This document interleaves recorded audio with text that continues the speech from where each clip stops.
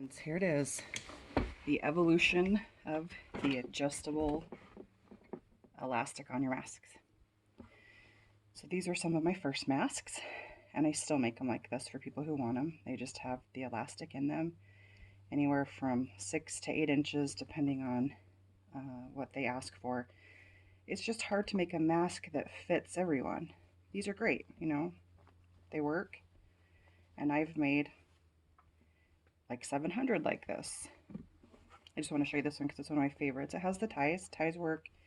They're more, I guess, for people who are going to wear them all day and they want to be able to tighten them and make them fit exactly. So ties are still great. I used bias tape. I just like that fabric. Okay, so this is kind of where I started with my loss of sleep and many tears of trying to make this work.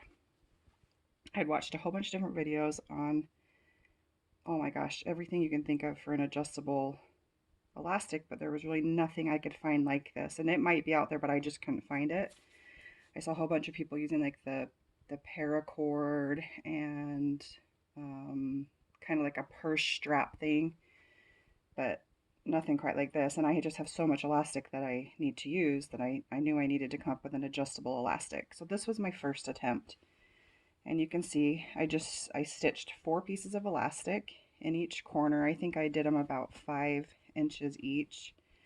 And then I took my tweezers and I slid the bead over both pieces of elastic, and then I tied the ends. To be honest, I just don't like the way that looks. I mean, it's not the end of the world, but I didn't like the way that looked. So I kind of went back to the drawing board, and so the next one I decided to flap over and stitch. But as many of you know, trying to sew elastic is not always the easiest with a machine. They don't, at least my machine doesn't like that little bitty elastic.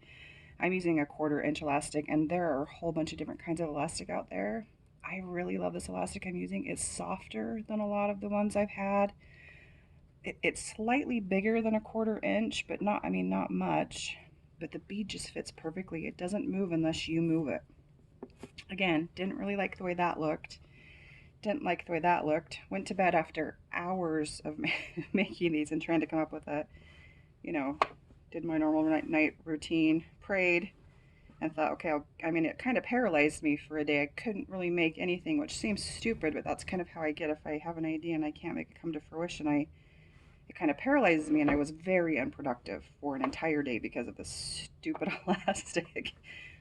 Woke up the next morning, happened to come across something on my news feed. I think I was on Facebook, and it was a mask for one of the local universities.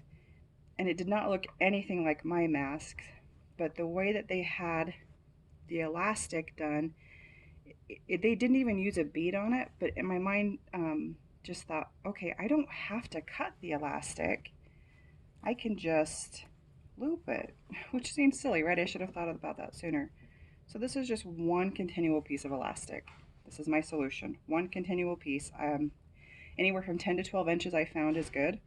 Even for the child size, I usually do about 10, and there's excess. If you got this mask and you hated how much excess was hanging up, first of all, you could tuck it if you wanted. Once it's on your face, you can kind of tuck it underneath. You could tie it off. You could take the bead out. You can do whatever you want. But that's my version of adjustable elastic using just the simple craft. Actually, they're called pony beads.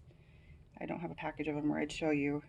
Any store, Walmart carries them. I've got them on Amazon. Joann's carries them. I'm sure Michael's has them. But I just loop it over, take my tweezers, pull it through, and adjustable elastic.